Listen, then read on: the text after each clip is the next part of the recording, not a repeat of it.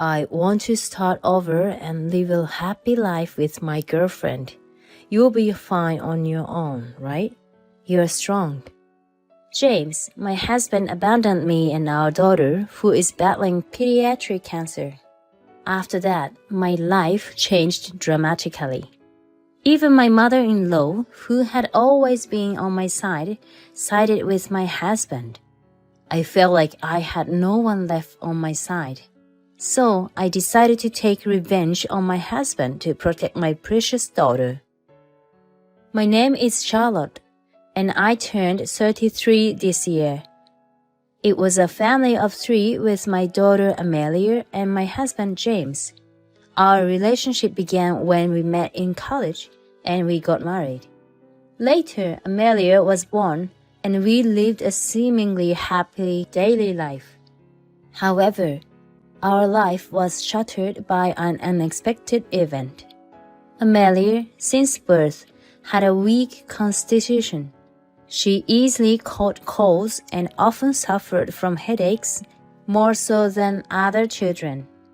When I discussed Amelia's condition with James, he said, "I used to catch colds frequently when I was a kid too.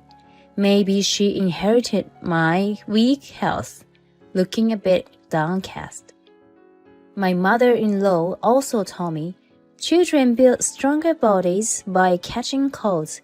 My son was the same, so don't worry." Being a mother for the first time, I had my anxieties, but I didn't want to stress Amelia out unnecessarily. Now, I thought to focus on providing balanced nutrition to make Amelia stronger. "Amelia, I'm thinking of making gratin and salad for dinner tonight." "Yay! Mom's gratin! I love it!" But fate can be cruel. One night, Amelia began to suffer from intense abdominal pain. This pain was clearly different from her usual stomach aches. I felt that this isn't normal and quickly woke up my sleeping husband. "Hey, wake up! Amelia is in pain, saying her stomach hurts." "What? Hey, are you okay, Amelia?" "Amelia, where does it hurt?" "My stomach, it hurts." James quickly called an ambulance, and Amelia and I were immediately transported to the hospital. At the hospital, the doctor delivered shocking news after examining her. "Please calm down, both of you. Based on the results, it seems your daughter has pediatric cancer." "What? Amelia? Pediatric cancer?" "Doctor, will Amelia be cured if we treat her?" "There are treatments such as chemotherapy and radiation therapy, which can slow down the progression of cancer. However, these treatments can be very tough, both mentally and physically. It will be challenging not only for your daughter, but also for you both. What will you do?" Faced with a sudden choice, both my husband and I were lost. While I could handle it if it was just me, seeing Amelia suffer from the treatments was unbearable. Amelia was immediately hospitalized. I blamed myself for not noticing her condition sooner. James tried to reassure me, saying, "It's not your fault," but I felt incredibly guilty, especially towards my parents and my mother-in-law. But crying wouldn't make Amelia better. After discussing it with Amelia, we decided to do everything we could for her treatment. After that, our lives revolved around Amelia's treatment, and everything changed.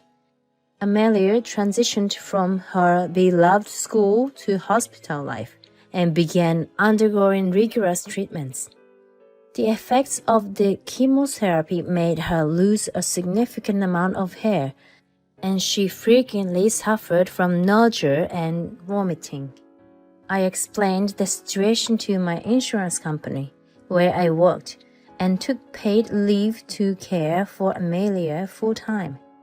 James, my mother-in-law, and my parents regularly visited to support Amelia mentally. Hey, Amelia, how are you feeling today? I'm fine right now. It doesn't hurt anywhere and I don't feel sick. That's good. I'm glad you're feeling better. And you know, Grandma came today and brought me this stuffed animal. The nurse also said it's a cute plush toy. Oh, Grandma visited you? I have to thank her then.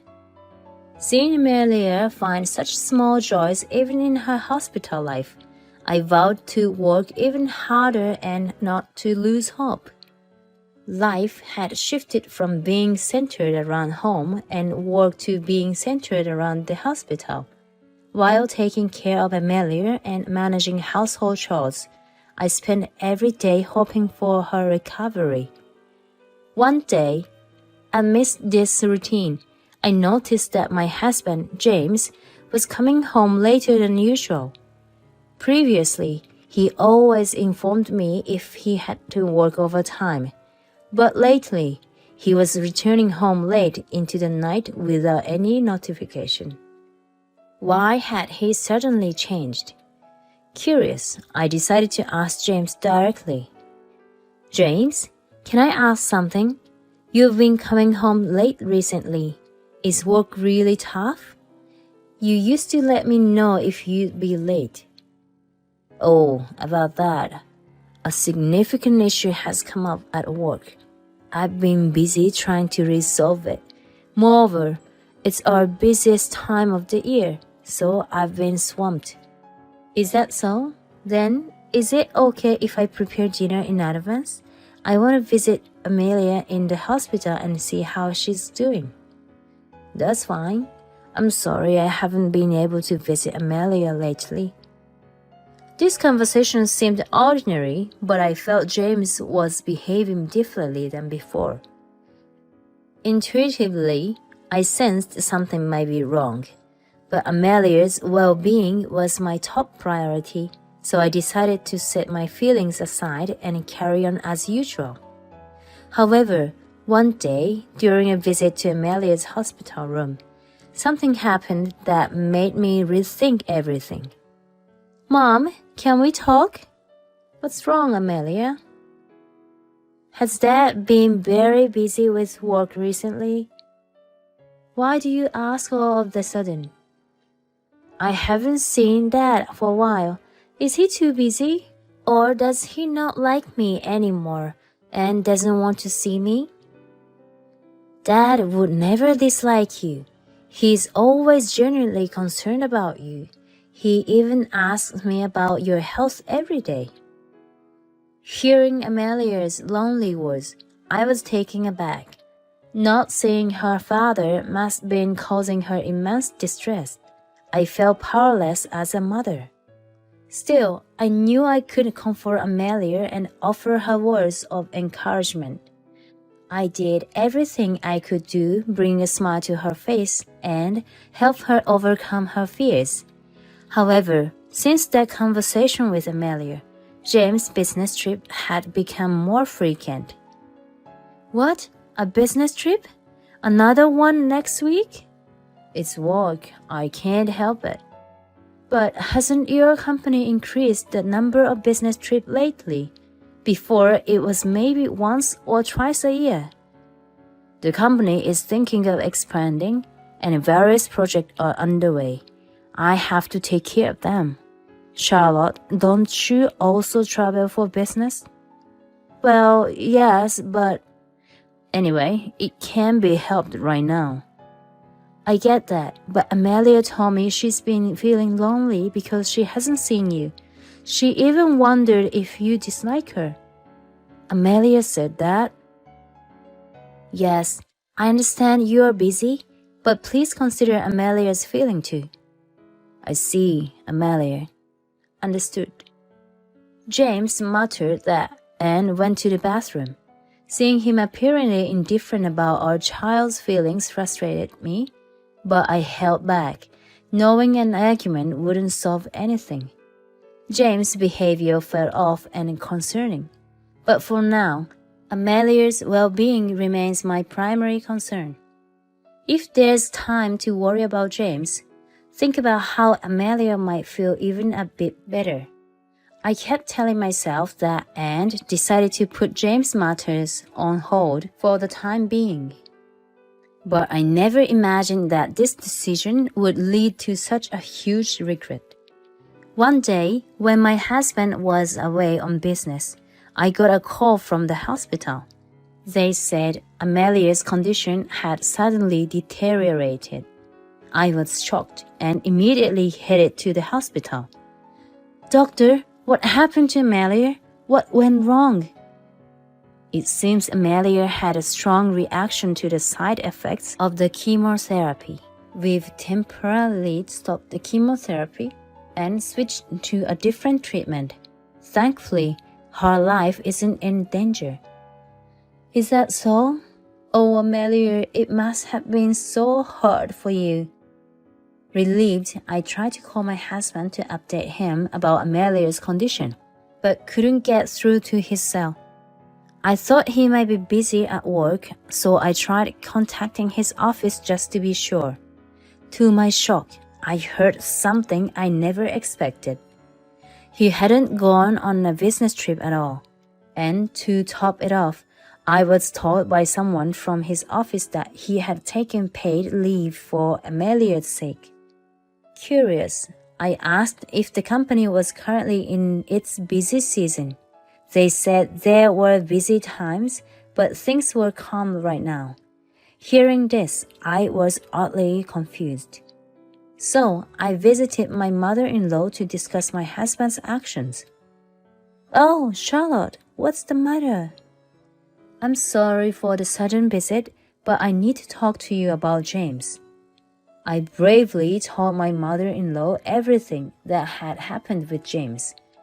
When she tried to call him for confirmation, I told her his phone was off and he wouldn't answer. He'd must been lured by some strange woman. "When James come back, could you let me know? I'll give him a good lecture." "Thank you, mother-in-law." While my husband might not listen to me, things could be different with his actual mother. Her supportive words gave me some relief, but the reality wasn't so simple. When my husband came back, I informed my mother-in-law, but he showed no signs of having been reprimanded. Instead, he began to spend nights out without saying anything, and our savings started depleting rapidly. At first, I thought it was due to the increased expenses for Amelia's treatment. But when I compared the receipt from the hospital and our living expenses, I realized the amounts were very different. This suspicion led to frequent arguments with my husband. Furthermore, in a dramatic turn of events, even my mother-in-law started speaking harshly to me and became indifferent to Amelia. She no longer visited Amelia at the hospital like before. While I thought it was due to her age, when she did visit, she seemed distant. "Charlotte, I know Amelia is important, but could you also care a bit for James? Don't put all the burden on him. You're a couple, right?" I felt like I was all alone with no allies, but this was just the beginning. A few days later, I was made painfully aware of how alone I truly was. One evening, my husband came home usually early. "Oh, you're back early today." "Well, there's something I need to discuss with you." "Huh? What is it?" He placed a paper on the table. To my horror, it was a divorce paper. "What? This is a divorce paper? Why?" Overwhelmed by the unexpected turn of events, I was oddly confused. Why had this happened? And so suddenly at that. I couldn't think of anything that would lead him to serve me with divorce papers. Seeing my puzzled face, with a look that seemed to say he had had enough, he spoke. "Charlotte, I'm sorry, but I've fallen in love with someone else. What? I can't continue living like this anymore. What do you mean? I don't understand what you're talking about. I just want you to understand. Amelia has pediatric cancer and I'm constantly worried and can't find any peace. On top of that, the treatments cost so much that even though I work, our savings keep decreasing. I'm exhausted. Is that true, James? Yes, it's true. I've already packed some of my things, though you probably haven't noticed. He told me firmly as if there was no turning back. It felt like, no matter how much I objected, he had already decided to leave from the start. I despised James for his selfish behavior without considering my feelings. Oh, by the way, telling my mother won't change anything. When I told her about my new girlfriend and the possibility of having a healthy child, she was really happy. I want to start over and live a happy life with her. You'll be fine on your own, right? You are strong after all. So, what about Amelia? You're saying you won't be taking care of her anymore? Yeah, that's right. I don't care about her anymore. I see. Understood. From now on, I'll be the one raising Amelia. All right then. Take care of things on your own. With that, he left without any hesitation. I sank onto the sofa, unable to stop my tears. I cried all night, and when I woke up, the morning sun was rising. I never imagined this would happen, but seeing the divorce papers on the table made me reality painfully clear. He had left me and our daughter for his new lover. Recalling the painful events of the previous day brought fresh tears to my eyes. He was no longer Amelia's father, so I decided to embark on a new life for her sake. Surprisingly, I quickly switched in gears and took action. I went straight to a friend who's a detective. It had been a while since I last met this friend, and seeing my tears, they immediately asked if they could help. I told them everything about James cheating, about him handing me divorce papers, about him leaving for his new lover. Though the memories made me cry, I managed to explain everything. My friends promised to investigate the matter and asked for some time. Later, I went to the hospital and told Amelia about James. Amelia, Daddy has to go far away from work. What? Daddy's going far away? Yes.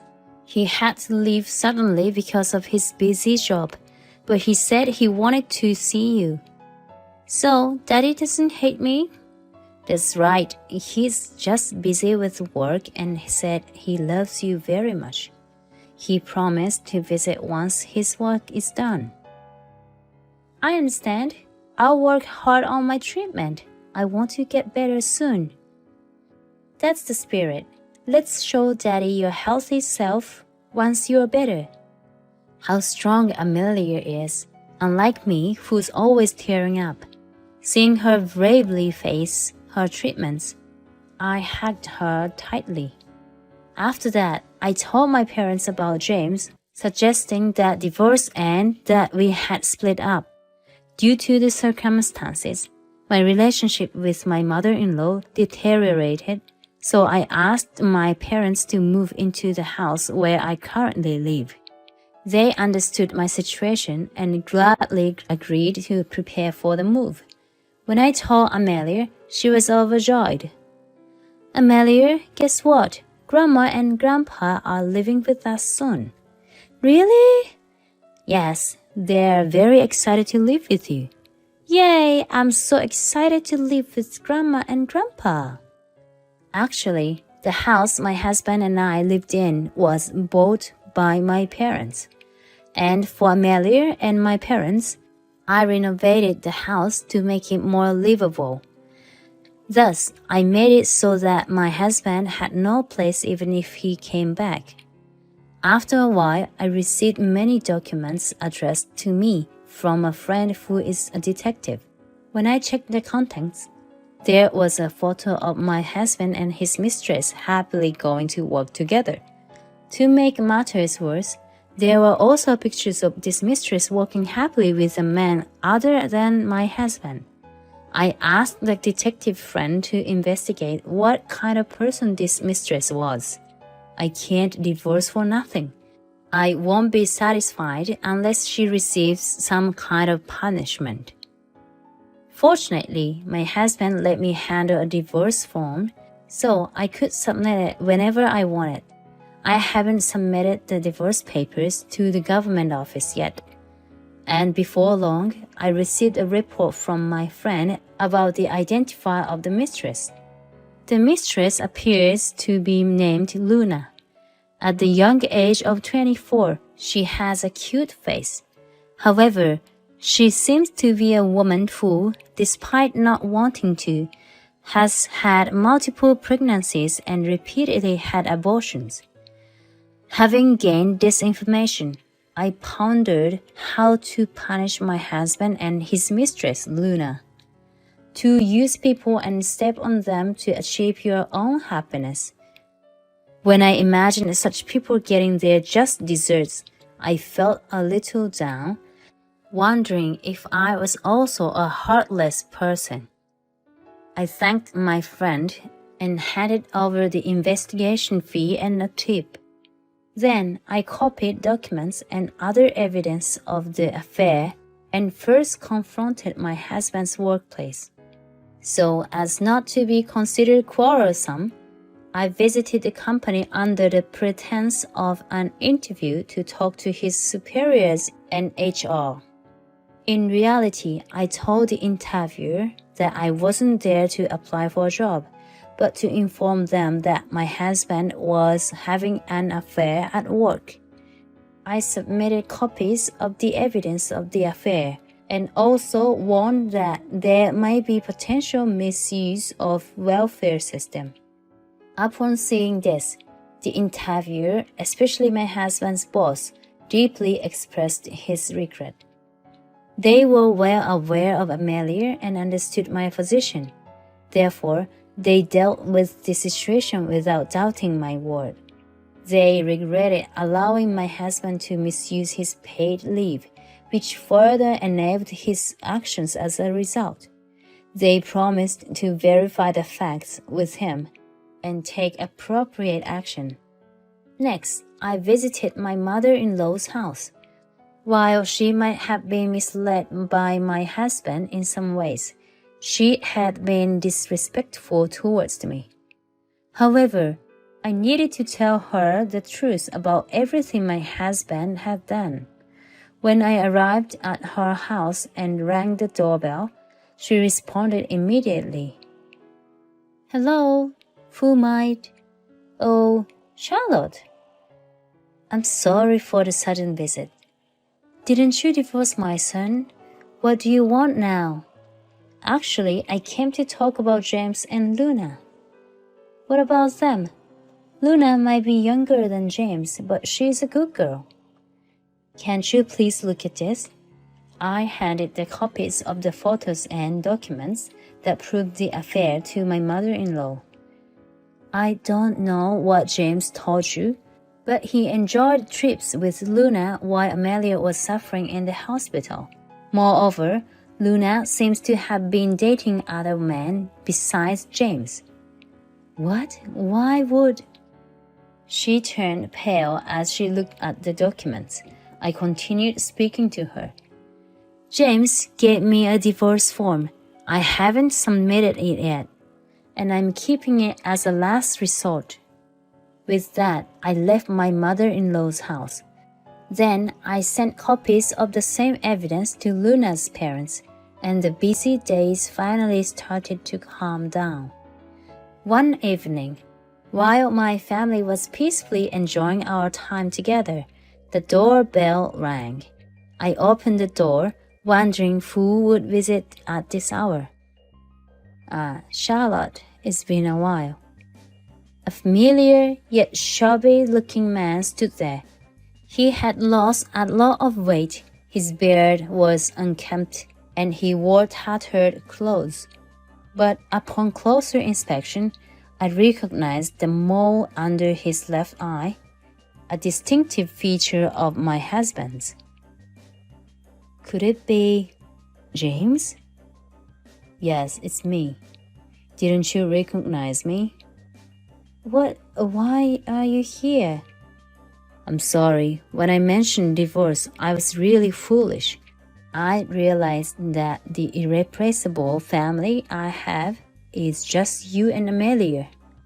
I listened to what seemed like my husband's excuses, recalling what a friend who had done some investigation had told me. According to my friend, James and Luna used to have happy days. However, after a certain event, their relationship became filled with constant arguments. Charlotte, you haven't filed for divorce yet, right?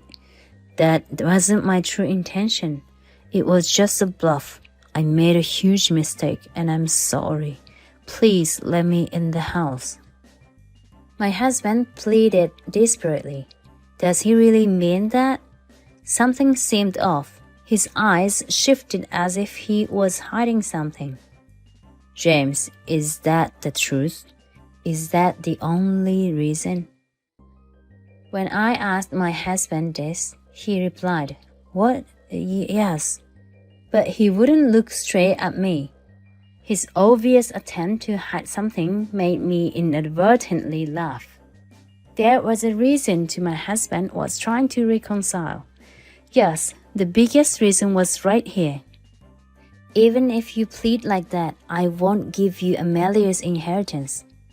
That's right. Amelia inherited a fortune from her late grandfather a few years ago. He adored Amelia, his first grandchild, and left her significant inheritance. After the grandfather's death, his will stated that he wished to leave about $30,000 for Amelia's future. At the time, James was too busy with work to know about the inheritance. Amelia was still young, so I saved the money in an account I had set up, managing it on her behalf. Part of the $30,000 was used for Amelia's medical treatment, but a significant amount remained in her account.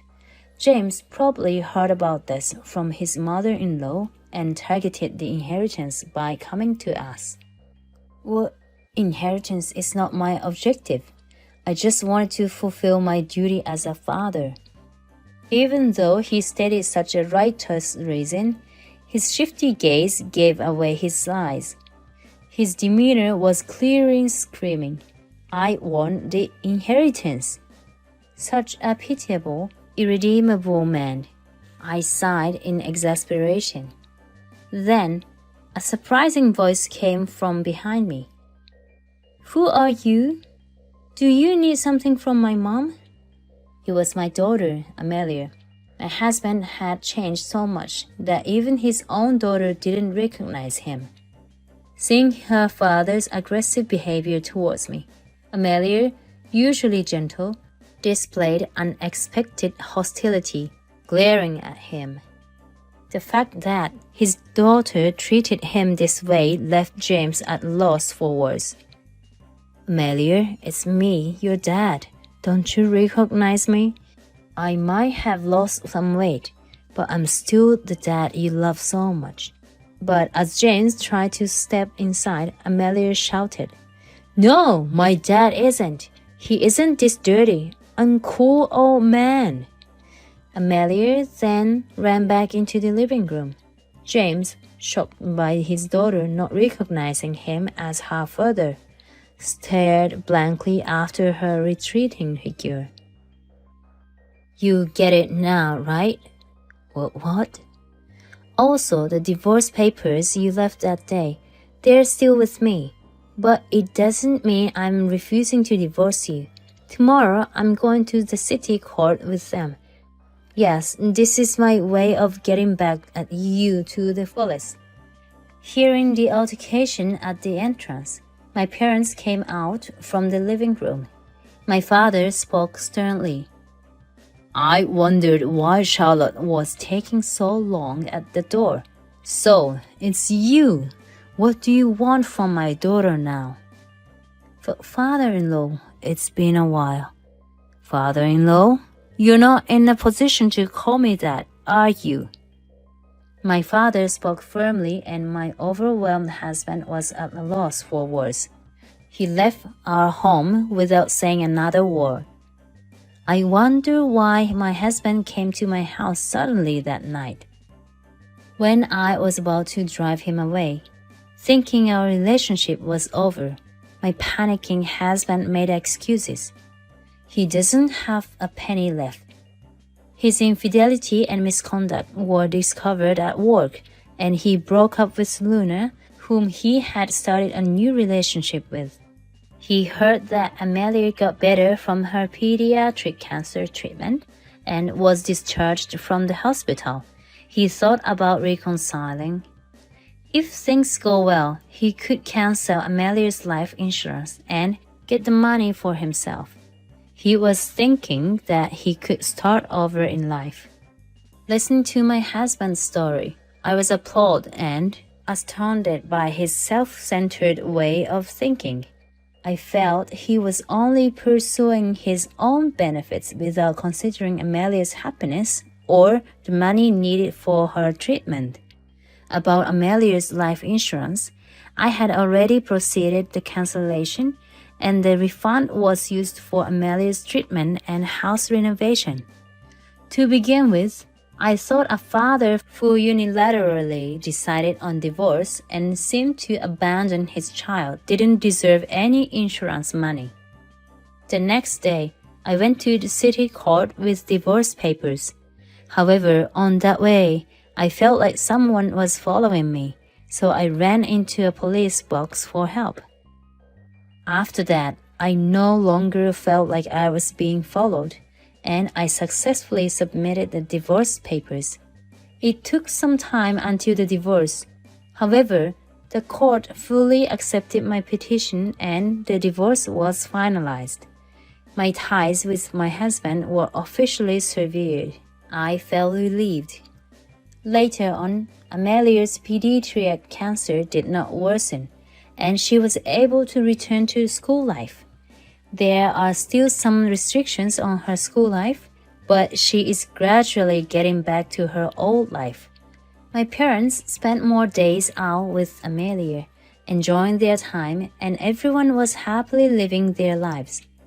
I occasionally received emails from my ex-husband, James, expressing his longing for the family. Charlotte, who is your real family? Think about it. I think I've said this before, but I made a terrible mistake. I regret it. Won't you forgive me? I don't have money, but I have more love for you and our daughter than anyone else.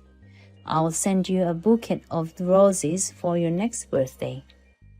Because he was too persistent, I kept rejecting him and even blocked his calls. But he didn't give up and started hanging around my house, looking ragged from morning to night. His tenacity was both scary and creepy. When I consulted with a friend, they suggested that James might be targeting Amelia, thinking that having a child around would gain him sympathy. So I put a security alarm in Amelia's school bag and alerted the police if any suspicious men were around. As a result, James disappeared and was no longer seen around our home. Being mocked by the police and having my father at home probably scared him off. But when I went out, I noticed James following me. I informed James' mother about his harassment. Excuse me, your son is bothering us. I don't care about breaking ties, but I can't tolerate this any longer. Can you tell James to stop? Well, even if you say that, he's no longer my son. I was surprised by her unexpected words. She seemed indifferent to James, treating him as if he were someone else's problem.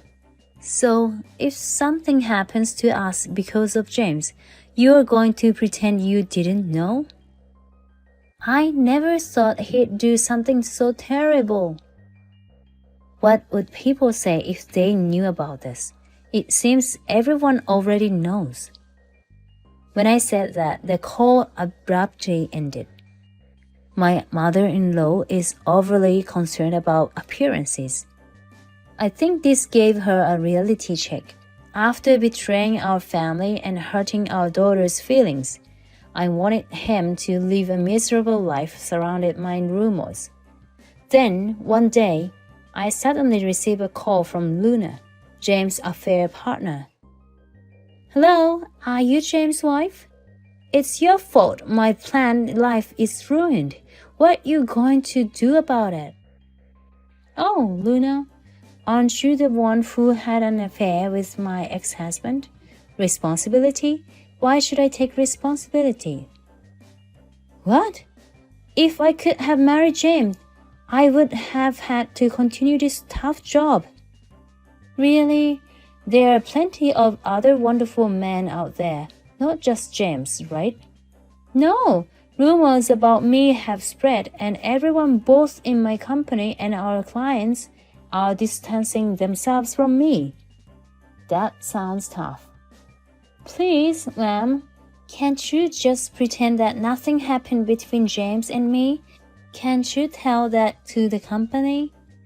"That's a tough request. You reap what you sow." "But I've been transferred to a rural area in Alaska."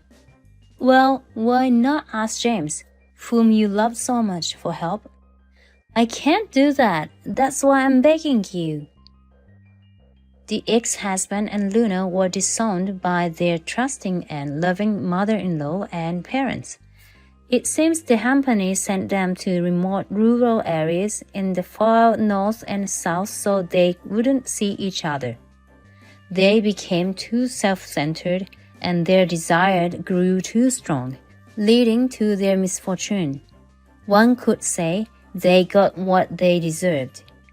After that, I wasn't too concerned about the fate of my ex-husband, Luna, or my mother-in-law, and I didn't even know what happened to them. I decided to focus solely on protecting my family's happiness. One day, I had this conversation with Amelia. "Hey, Amelia, don't you miss Dad?" After thinking for a while, Amelia replied, I felt a little lonely before, but even when he was hospitalized, I rarely saw him. Now I don't really mind." Amelia continued, "Now I have Grandpa and Grandma, so every day is very fun and I'm glad." "I see, I'm glad. If you're happy, that makes me happy too." "I can also go to school like before. I'm very happy." Amelia said this with a smile. I felt the return of her innocent smile that I hadn't seen during her cancer treatment. Seeing Amelia's smile, I deeply felt the happiness that I had almost lost. "I'm off now." With a big pink backpack on her small back, Amelia energetically waved her hand and headed out the front door. "Take care, Amelia. Enjoy school." "Okay." Watching the lively figure of Amelia heading to school, I resolved to cherish the happy days with Amelia and my parents.